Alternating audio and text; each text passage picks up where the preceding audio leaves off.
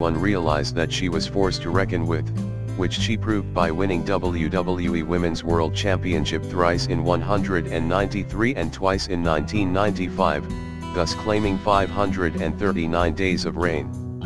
Number 5. Molly Holly. One of the most loved WWE Diva wrestlers of all time, Molly Holly was a warm favorite during her career and remains so till date.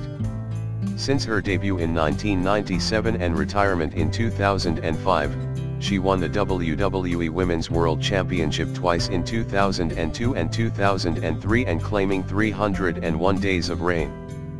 Number 4. Ivory. 3 times WWE Women's World Championship winner Ivory, whose real name is Lisa Mary Moretti, started her career in 1986 and has had a successful career for 2 decades before retiring in 2006. She won the title twice in 1999 and once in 2000, thus claiming a total reign of 331 days. Number 3. Stacy Keibler.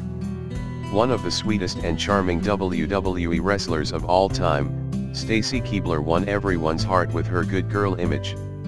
Having her debut in 1999 and retirement in 2006, Keibler was known for her long lacete legs and is the tallest WWE wrestler ever, standing at 5'11". Number 2.